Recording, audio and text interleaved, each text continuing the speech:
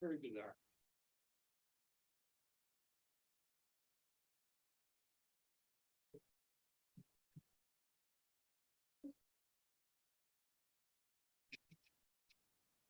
Do you have power there? Are you gonna run out? You good?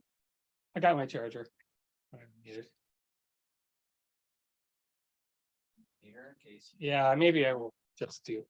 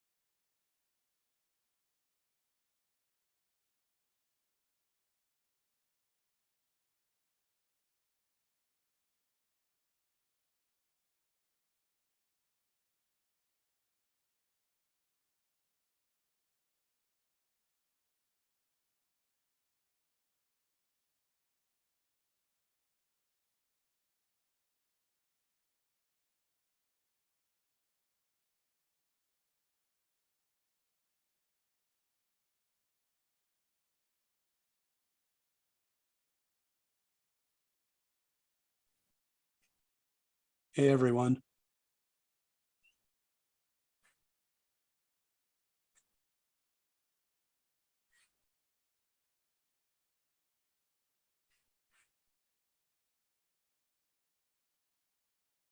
Hey Tom, how are you doing? Not too bad. I couldn't hear anyone for a while, but No, it I had my sound mic I'm that's okay. I'm hearing people now. Good. So are you expecting a good turnout? You know what? I have no idea if it's going to be the board and all the volunteers or some of the Or- volunteers Yeah. we have no idea. You feeling okay? Oh yeah. Good, Yep, everything's good. good. I think we're all set. I have yet to hear from our treasurer, so we may. I thought I saw, oh, hang on. Um, instead of having like the full screen, I just have a little like rectangular thing off to the Yeah, side, which is showing I think everybody. that's because Tim is going to be showing slides, Oh, okay. and this is his main sort of landing slide that he has right now. So Yeah. And I don't know why, but I my there you go. my camera's not working. Yeah, I don't see you. I know, and I'm just fiddling with it. I know that Zoom did an update today because mine did an update earlier. So who knows if that made it cranky or Yeah. it's Well, hard look to at say. we had to do some work on our desktop because the cord for the monitor was gone, and Mhm. it's possible that the camera got disconnected, but Mhm.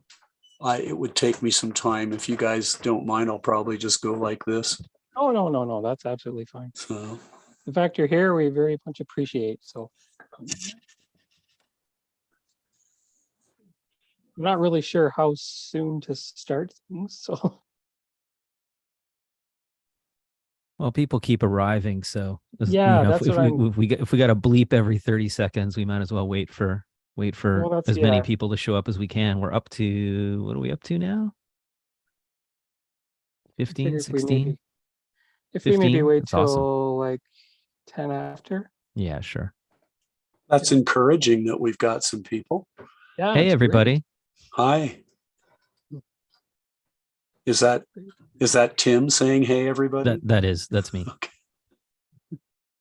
Hey, And Kim will be joining us from up north, so that sounds good. yeah. If I say hey in the right tone of voice, I can be like the woman who hosted all the late night CVC alternative shows where she would go, hey, Hey, after every like song would play and she would talk about them. I I don't was remember just, her name. it's a way of being familiar, Yeah.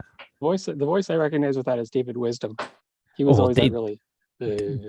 David Wisdom and I have a history. Are you aware of this? Yeah. No, I'm not. David Wisdom brought Nightlines to Windsor, Ontario, and they did a remote. It was the only remote Nightlines they ever did.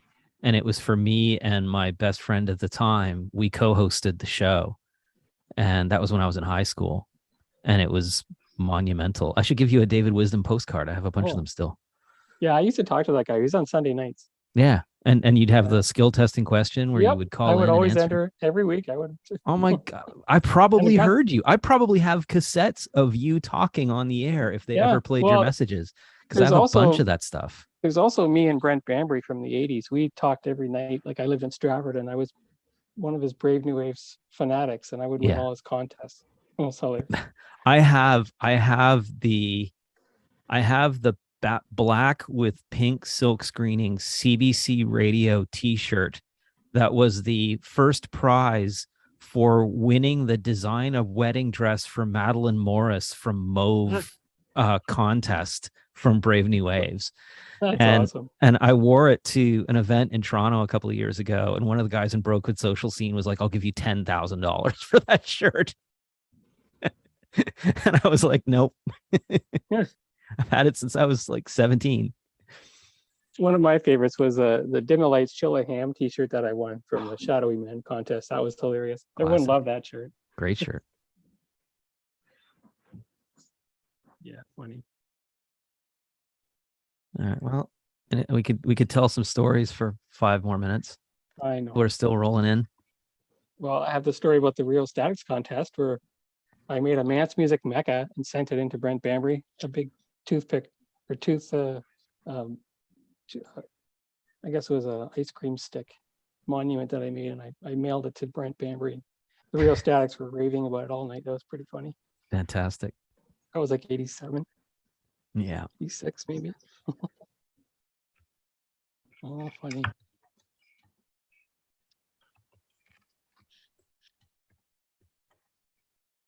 Can we see everybody who's here? You can't see everybody all at once. You have to arrow down to see additional people. There's a list on the right side of participants if you open up the right side thing. I you can got scroll it. Yeah, I'm seeing that. Elijah's here. Yay.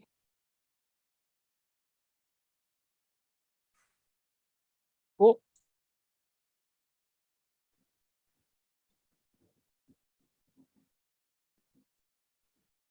Well, do you want to get started? I'm not seeing a lot more.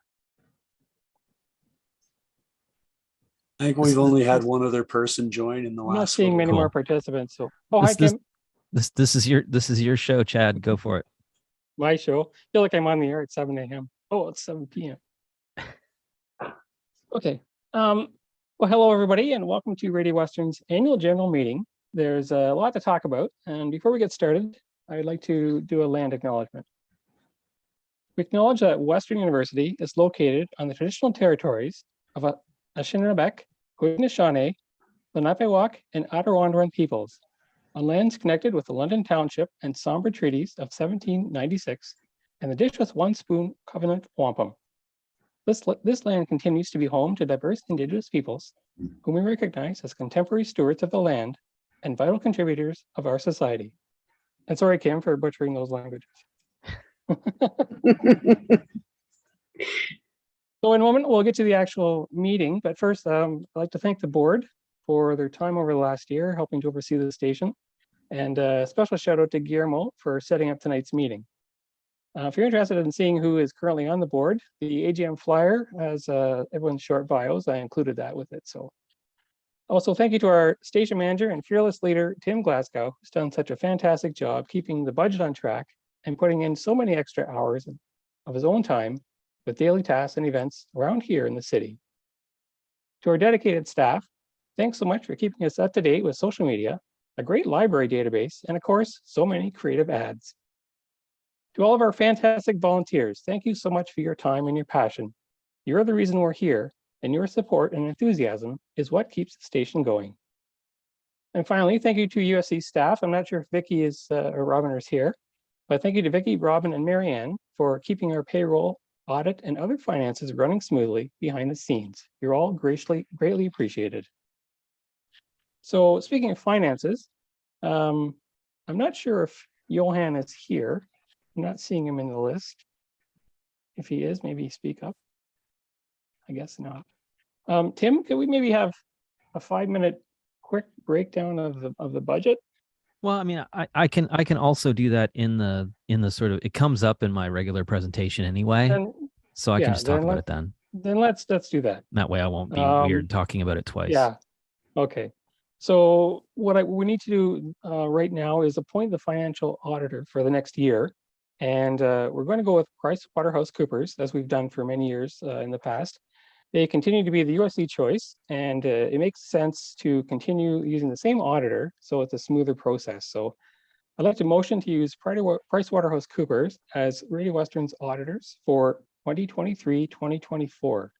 Could I have a second, please? I'll second that. Great, thank you so much. Anybody opposed? We'll do it that way.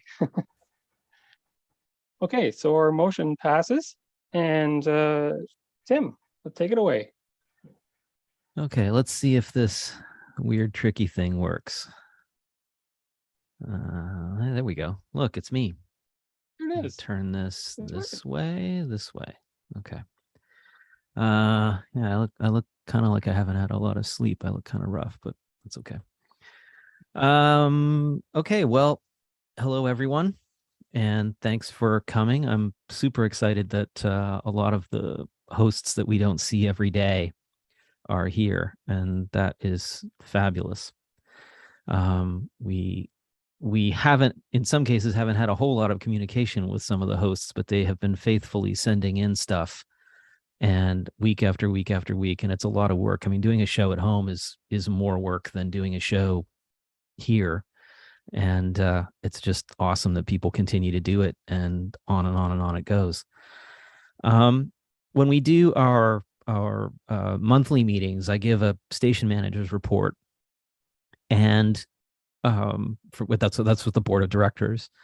And this time I've kind of taken that format and extended it out, and done a more sort of complete overview of where the station is at. And it kind of is divided into sections. And rather than make a big PowerPoint presentation with a whole lot of points on it, which kind of just sometimes makes it even harder to follow along, I'm just going to talk and put it in sections, and then we can have a Q&A at the end. I'm going to start with something that a lot of people are going to want to know about right off the bat. It's probably going to be the biggest talking point of the whole thing. There's going to be two big talking points, and this is going to be one of them. And that has to do with radio station access.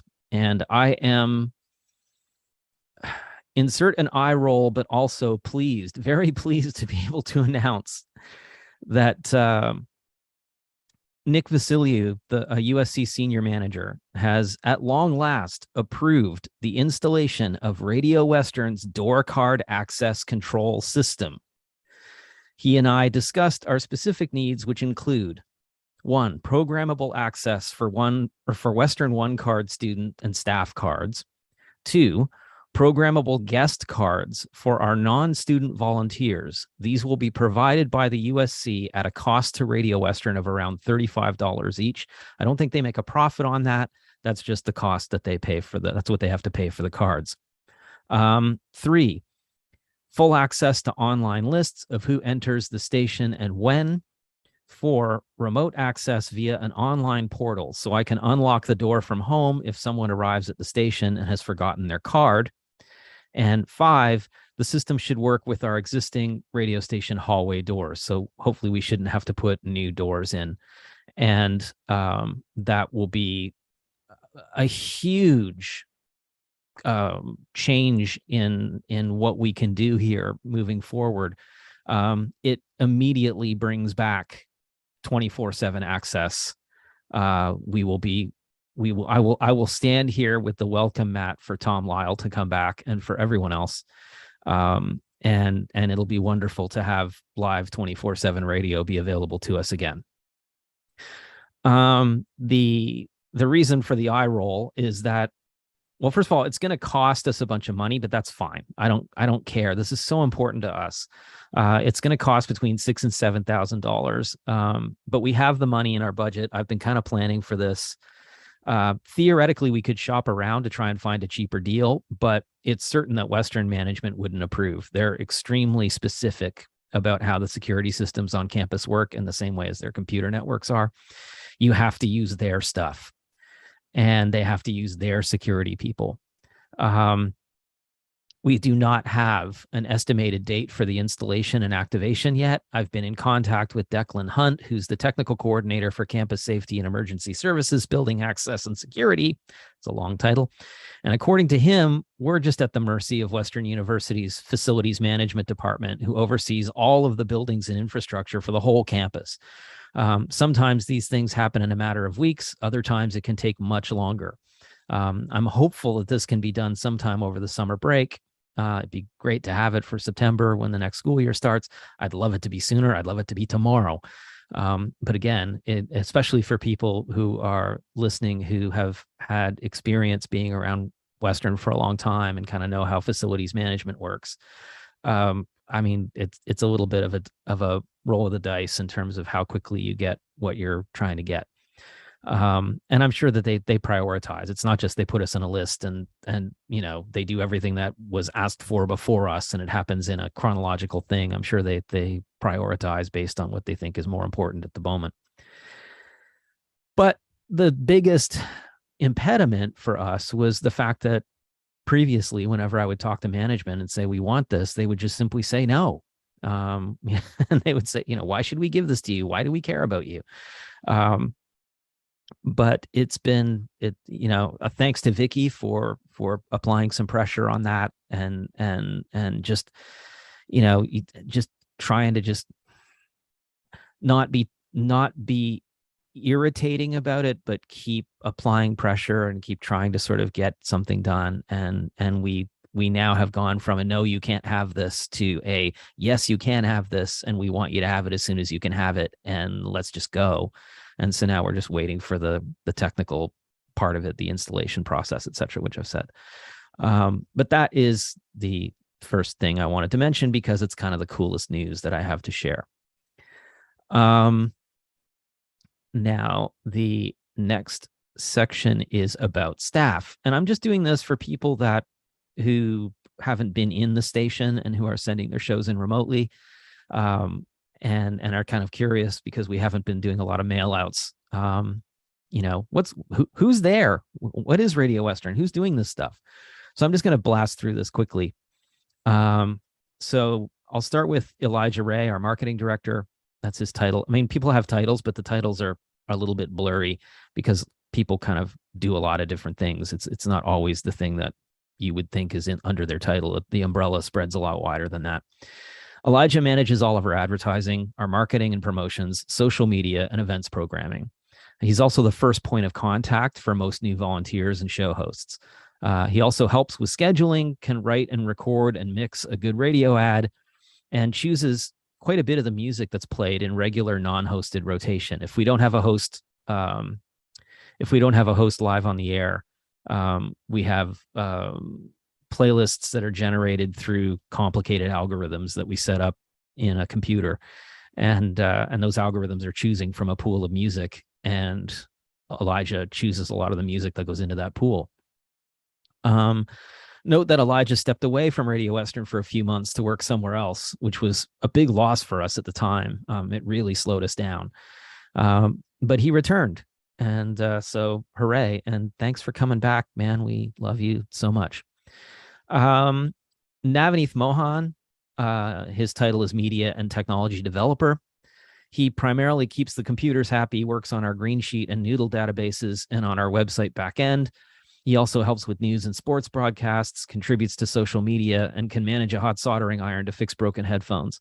Nav is the quiet but essential factor here. He's not gregarious about it, but he knows how to do almost everything here, and it's fantastic. And he's also just here like all the time. He almost never leaves. I remember when I was young and did things like that. Ian Doig-Phaneuf, as many of you know, music director.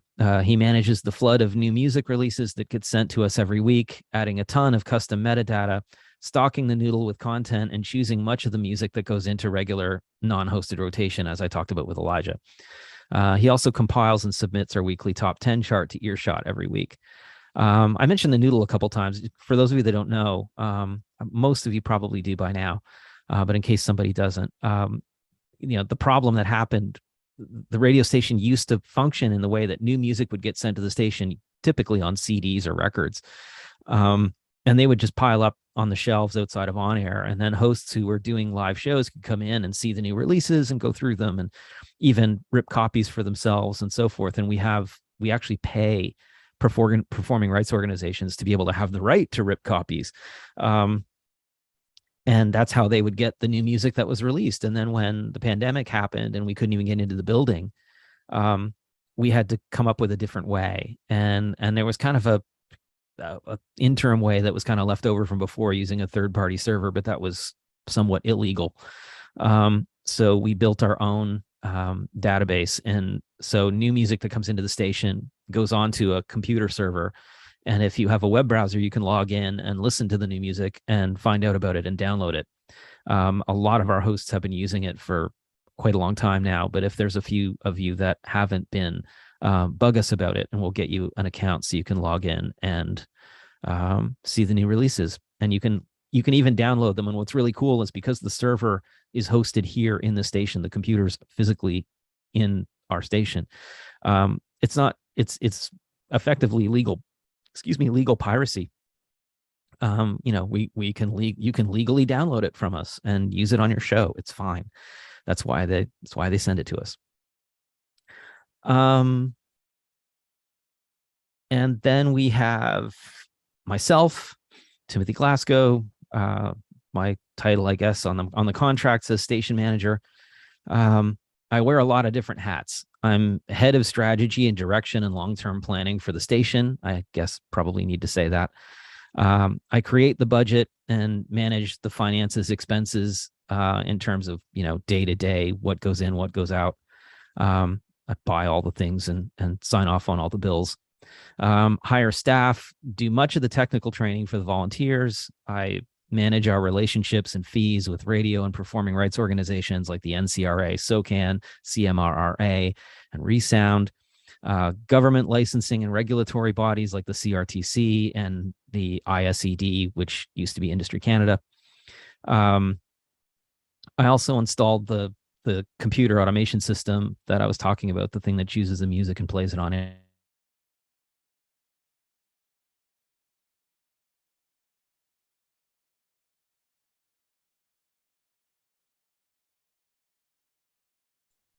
You're frozen, Tim.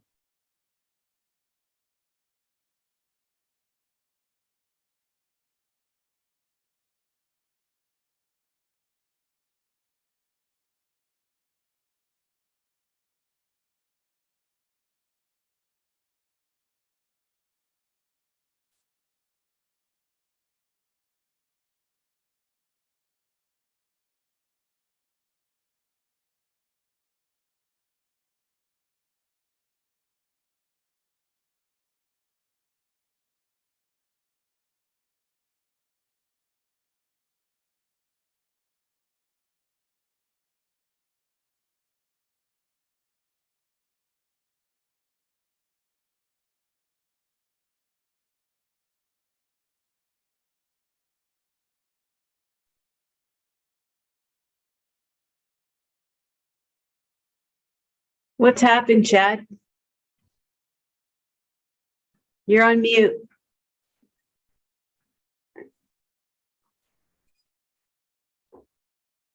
I saw Guillermo leaving his post. I think he's looking into things.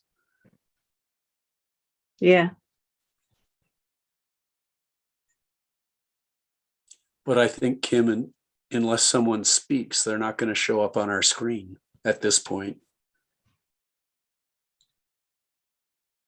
Hmm.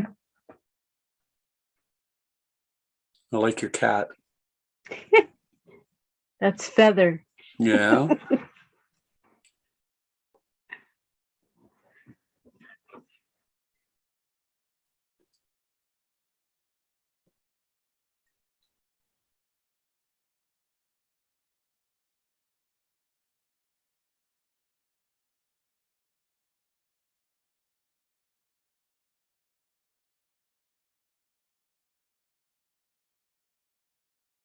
Yeah, Tim's just reconnecting right now, so bear with us for a couple of minutes if you can.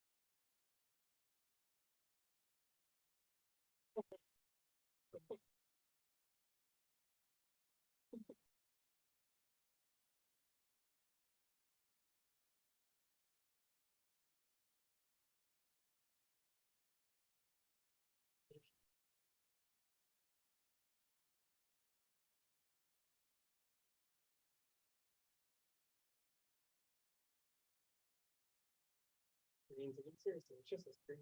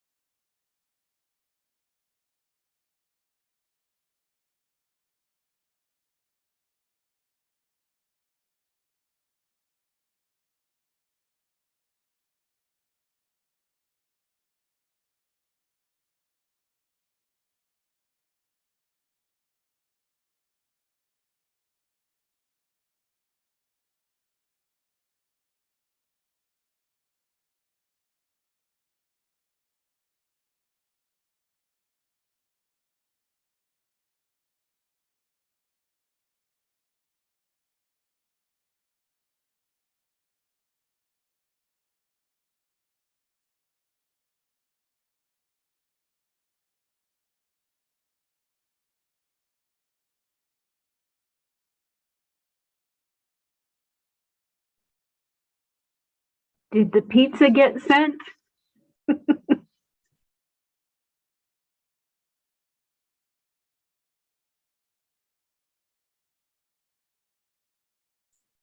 I don't know where everybody's gone, Kim.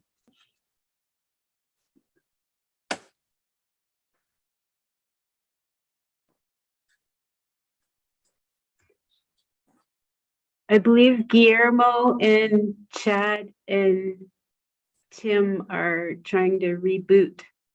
I just saw a message that said that Tim was Unmute. trying to re-enter. So, Hey, I'm here. okay. Now you're actually seeing me without the background, but I'm here. And I won't do the background because it takes longer to set up, and I don't want to waste any more of anybody's time. Could I ask a quick question, Tim? Please do. Okay.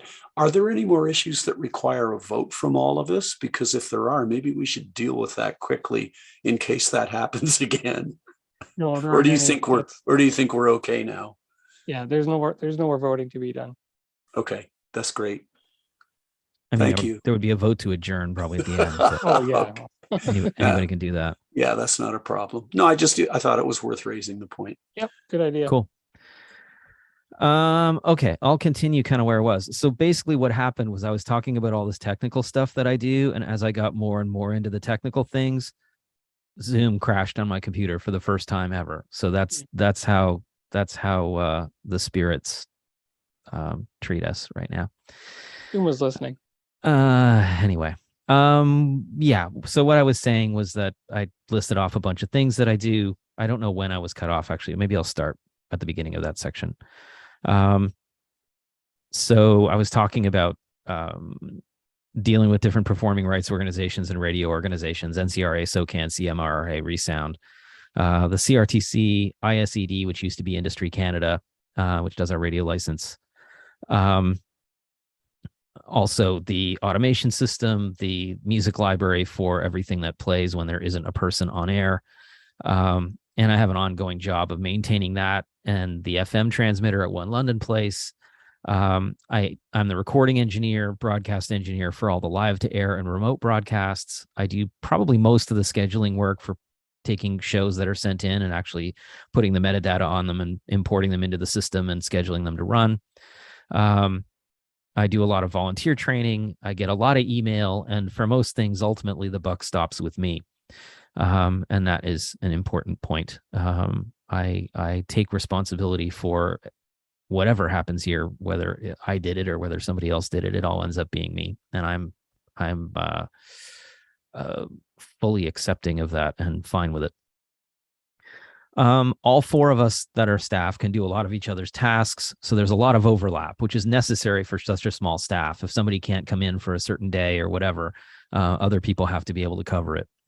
Note that 3 or 4 years ago, we had 7 full-time staff and a few part-timers. And while this allowed us to provide an excellent level of service and accomplish a lot, due to budgetary constraints, we've had to cut our staff back by almost half. However, we continue to do the best that we can do with what we have. The next section, volunteers. So if I had the slide, then up here it would say volunteers. We currently have about 80 active volunteers who are the fuel that makes the station run, frankly. The proportion of them who are Western students has been growing. That was an intentional thing that we needed to do, and it has been going well. Many of them do radio shows, while other volunteers do tasks such as events, promotion, helping to manage the music libraries, and various other things, making content for social media and so forth. Most of the volunteers work here at the station during the week, while many others produce radio show content remotely and send it in, as many of you.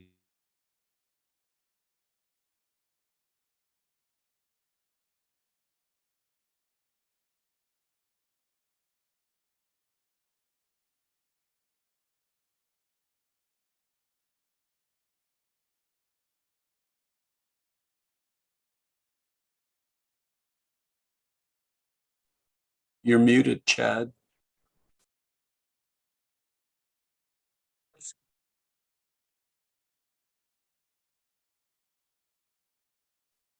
I think you're lost again. Does anyone know if Tim's at home or if he's at the station right now? He's in his office. All He's right, can beside he? me. I was gonna say it might just be a best idea to Oh hop in my. beside you. Or can you just put it on speaker? You just unplug the headphone? See if that works.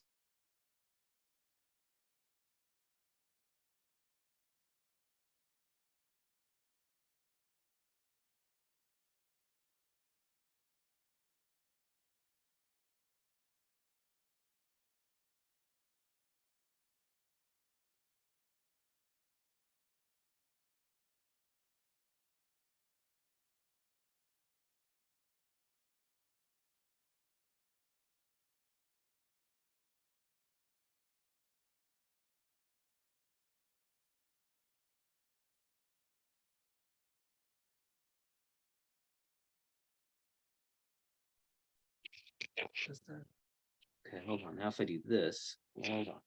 Same system headset. I have to do this the right way. All right, let's see if this works. Hello, hello. Can anyone hear me? Yes. Okay, I hear you vaguely. Sorry, this is completely wacko. Again, I've done millions of Zoom meetings and my computer has never done this, and now I feel like a total failure. But I'll continue what I was reading because I printed it out, so I have the stuff that I can talk about. I can continue to talk about. Sorry. Yes. So I was talking about wanting to bring back people who want to do their shows live. Of course, we want to do that. That's not even, I mean, it's pretty obvious, I think. Most of our student volunteers have put their shows on hiatus as they do exams and go away for the summer. But 100% of those, all of them that aren't leaving London permanently, want to restart their shows again in August or September. This leaves us with some holes in our weekly schedule for the summer, but it also demonstrates the high level of student engagement. It may be a bit of a headache to manage, but it's a great problem to have. It's, the fact that our schedule sort of empties out in the summer is, in a way, a sign that we're doing something right. As word spreads about Radio Western, we continue to hear from more and more people who want to volunteer, particularly first-year students. Interesting first year over students that have been here longer. Younger people seem to be more interested in radio than their older brethren. Radio doesn't at all appear to be dying, as was predicted to happen a few years ago. I mean, there was all of this stuff back in 2010, 2015 about how FM radio was going to go away and nobody was going to listen to it and so on and so forth. And that hasn't really happened. Even statistics of listenership. I mean, we don't have statistics for our specific listenership because it is pretty much impossible technically to get. But in terms of general radio listenership across the board, it hasn't really diminished very much. It's still almost 9 out of 10 people who get into a car to drive anywhere, the first thing they do is turn on FM radio. And if they turn on a commercial station, they're going to get 20 minutes of ads an hour if it's during drive time commute. And if they keep hitting skip, they're going to land on us or the CBC. And so that we continue to be relevant and to have a pretty good listener base. The next section that I was going to talk about is sort of administrative news. And that is just it'll be self-apparent. After application and subsequent renewal, Radio Western's ISCD broadcasting license, which used to be called Industry Canada, has been renewed until August 31st, 2028, which means the federal government says we get to stay on the air for 5 more years, and that's awesome. Secondly, after the Student Council's Radio Western referendum vote in 2018, we've had steady operating budget decreases every year. It's been a significant cut. We lost 15% of our revenue. And with much of our operational costs being fixed costs, like the transmitter operations and things that we have to pay the same amount all the time, regardless, it's affected the kinds of services and support that we can provide. However, this year, the Student Council has approved a 4.7% increase in our funding for next fiscal year. Again, this is our first funding increase in 5 years. And the largest increase actually that the USC approved this year outside of LTC, bus pass, and student health support services. Have to give credit to Chad back here and Johan for their optimism to push this through. I was very tentative to ask for a significant increase, but they just kept saying, no, we should go for it. And to my great delight, it passed. There was a little bit of weird politicking. The Gazette wrote an article that had some misinformation in it, but we got it sorted out, and it was good.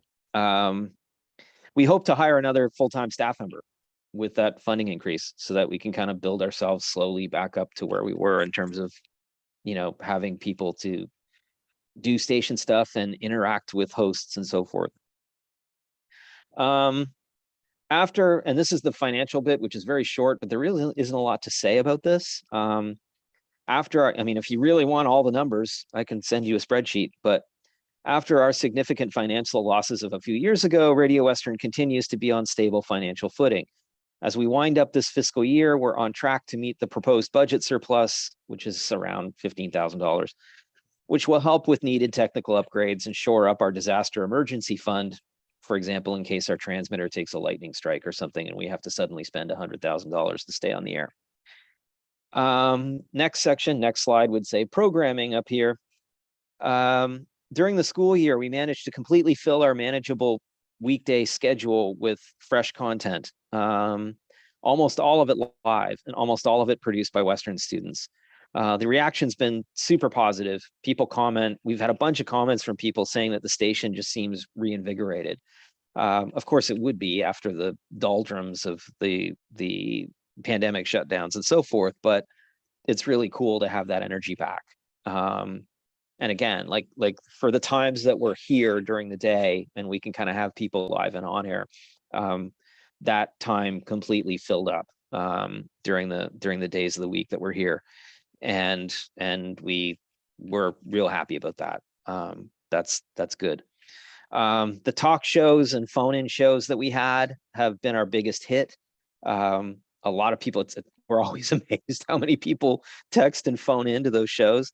Even though our phone system eventually broke down because it's 1 million years old. But that demonstrates proof of concept that we can do a talk show, we can do a call-in show about student life, and it'll work. And it's something we wanted to do for years, and it's cool that we're finally able to do it. In terms of sports, we covered the entire football season, both home and away games, along with many of the hockey games and a couple of very memorable basketball games. Big thanks to Steve Kopp for being a big, force behind that, as well as Kieran Drover and a few other people. Thanks to Nav for helping set that stuff up. It's cool. Lily, we're pretty proud of the sports coverage here and how it continues to go on. It's all a good thing. We've had daily news segments for most of the semesters produced by a rotating group of students, many from Western FIMS. That's the little, 3-4 minute news blurb that typically runs at 4 o'clock in the afternoon on weekdays. That's going to go on hiatus for the summer because everybody who does it is leaving until the fall. But they did a good job considering how sort of unsupervised they were. So it started out, some of them were a little shaky, but that's going to happen when you have people who've never done it before and they have to kind of learn by doing it. We brought back remote live to air and in studio performances with local musicians, and they've gone very well. We may even have a new experienced recording engineer as a volunteer. A guy from Windsor is moving to London, older guy who's been a recording engineer forever. And one of the first things he did was came here and said, I want to volunteer to do, engineering stuff. And we were like, yeah, that sounds cool. And so I think he's coming to the city of the 1st of May. And so that will give us even more ability to do live to air and in studio performances with local musicians. Another point I want to make, I just want to take a second and make special mention of our international hosts, and also Kim, who does our Indigenous programming. They've all had a particularly difficult task since the pandemic started. It's hard enough to do a radio show remotely. It's even harder to do it in a different language. and to do it as a person who may not necessarily be the kind of person who gets excited about digging deep into technology. And it's really great. It's a big source of pride for us that we continue to broadcast in 10 languages. It's super cool, and thank you. Next slide would say events. While there have been fewer events at Western, in terms of Western, USC organized or Western organized events for us to participate in, because things are kind of slow to ramp up after the pandemic restrictions, even now. We have managed to do a few. Crazy to think that we were all, when we started this school year, we were just kind of coming out of the whole masking era and there was still restrictions. It seems like right now, anyway, it seems like a long time ago, at least for us. But we've managed to do a few Western events. The recent spring open house in the Mustang Lounge was really good. That went well. We did a remote live to air concert of the band By Divine Right, which some of you will have heard of because they've been around since the 90s, from London Brewing Co-op. And we did the last episode of one of our talk shows there live, which was really awesome. Doing the live talk show thing was great. It was like Geraldo or something, Fox News. We'll continue to do more of these events. London Brewing really wants to do them, and we want to do them. Speaking of London Brewing, our Radio Western Transmission Ale continues to be available there in cans and on tap since its relaunch a few months ago. Radio Western even gets a small cut of the sales. So yeah, go if you're of the kind who drinks beer, go to London Brewing and drink Radio Western beer. It's quite good. I don't drink beer, but I will taste it, and I like the taste. I like experiencing the taste of it, and this is an interesting tasting beer, kind of fruity. We're in discussions with Dundas Place to move some or all of our Friday evening Forest City Selections local DJ sets to Market Lane downtown as a weekly or a bi-weekly event for the whole summer. Dundas Place seems really eager to make this happen, but it's going to depend on whether we can kind of get commitments from people to do it every single week or every other week and make sure that it all happens. They have a bunch of equipment, they have PA, and they have some people to help with setup. But we need to make sure that we have a solid lineup of DJs and all the things in place. And also, we're still waiting to find out about an internet connection, because we need a good wired internet connection to be able to remote broadcast it. So if all those things come together, then we will have a sort of Friday night residency downtown, which is really cool. And then technical things and sort of other miscellaneous stuff, that would be the next heading over here. I just will mention our FM transmitter, which is really old. It's been chugging away 24/7 for a long time up in One London Place. And it's well maintained, it's clean. There's nothing, we haven't been abusing it, but it just runs and runs and runs, and big, it's got a lot of watts in it. We're pumping out a big wattage, and all those capacitors and things inside gradually dry out and slowly die. It has been demonstrating some strange behavior over the past few weeks. Certain operating tolerances are out of range. Specifically, it's running hotter than it should in terms of temperature, and it's causing the wattage to fluctuate and drop down lower than it should be. And it's also related to something called standing wave ratio, where the antenna itself and the cable leading up to the antenna are sort of resonating. They're like ringing, and it causes interference with the energy we're trying to send up the antenna, and it makes the amplifier pull back in power. I'm continuing to monitor it closely. I mean, I went over there and I've looked at it a bunch of times, and there's nothing that I can see with my own knowledge that is out of whack. I think it's something that's up the tower. One of the connections, there's a whole bunch of connections in the cables that go from the main amplifier up the tower to the antennae. And, but there's testing equipment that companies can bring in where they plug it into the system, and they have all these readouts and things that they can do to trace the problem. And we don't have any of that stuff because that equipment is gazillions of dollars.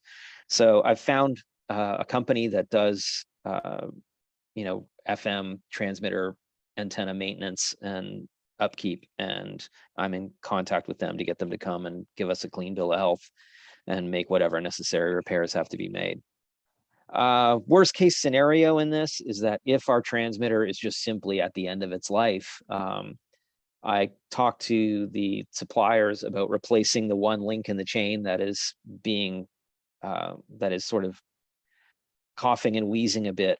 And the company that makes them just doesn't make them anymore. And so we can't replace that one component with a new one because they're not available, which means that we would have to replace a whole bunch of links in the chain all at once. Because where it used to be transmitters were a bunch of links in the chain and they were all separate devices. Now you basically buy one device that's the whole thing in one device. So if we have to replace that, it'll cost us $15,000 or a little more, which again eats into our emergency budget, but that's what it's there for. And I guess these things don't last forever.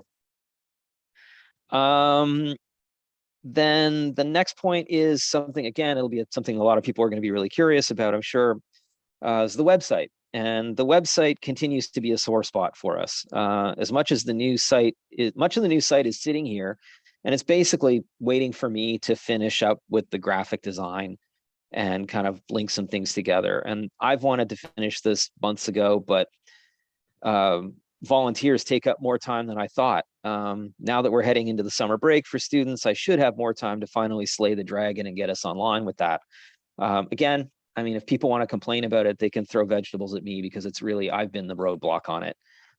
Nav's been doing lots of great work on the back end. There's lots of stuff. I mean, we've talked about having other people do the thing that I would be doing, but it's just, it kind of needs to be in-house because it needs to be done in a way that it can be maintained forever and not, so we're not beholden to some person who will then, like every other time we've done it in the past, sort of disappear into the ether and then we can't do anything with our website.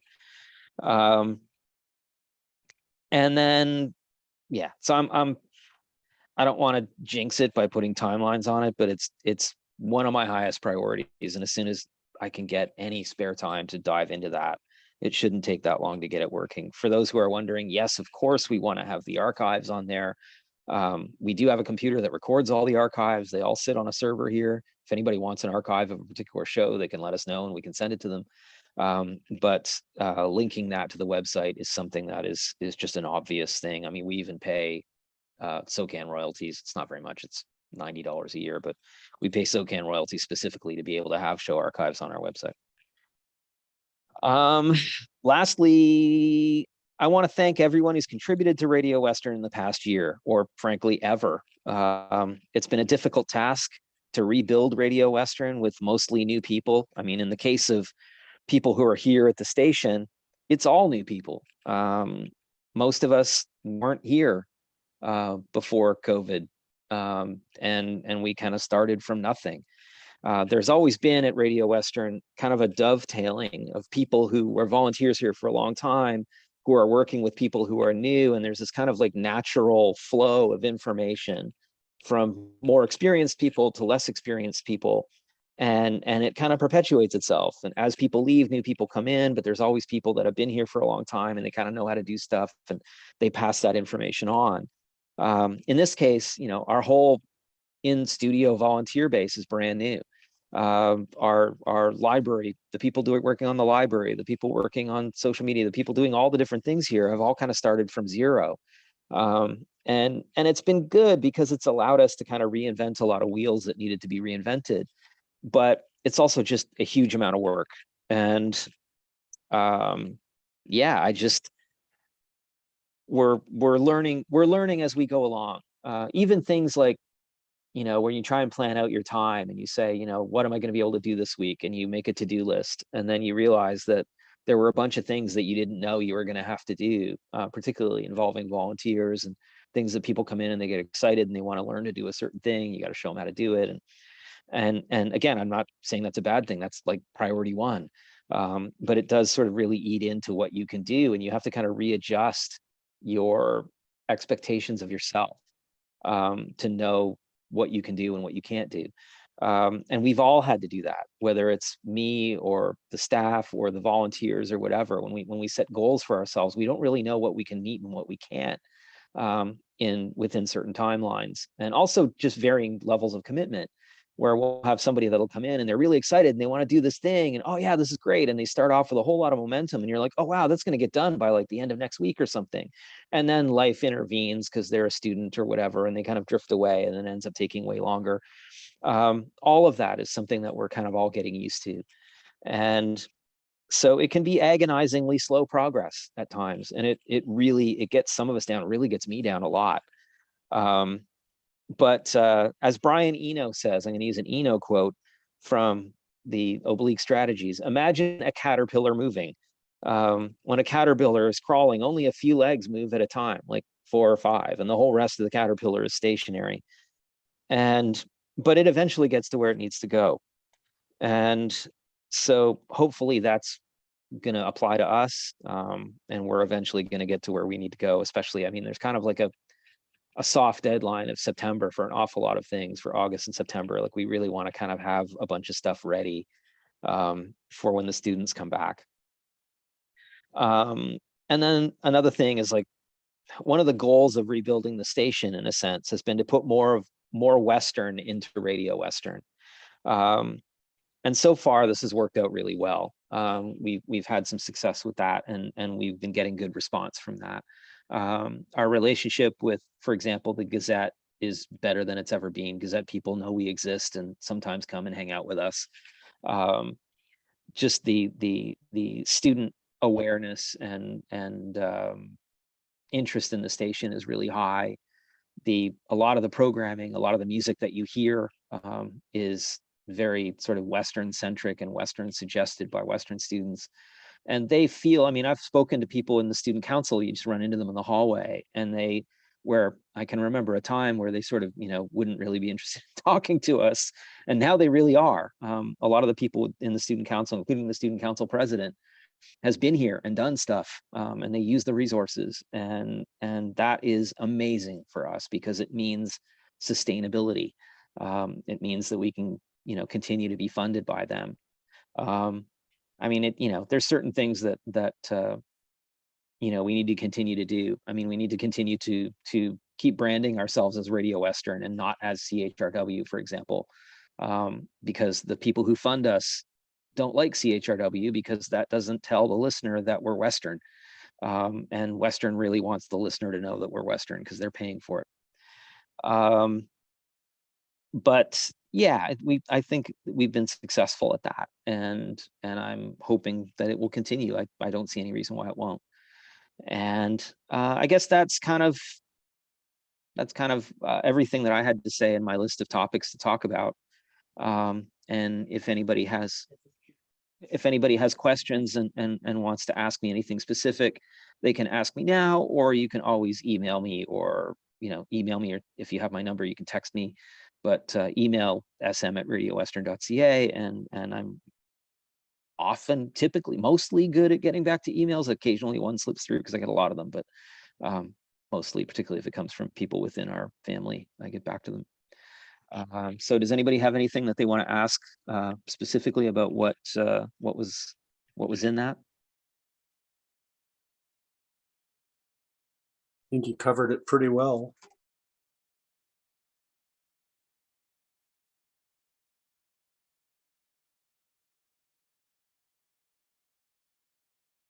All right, well, we have a big silence.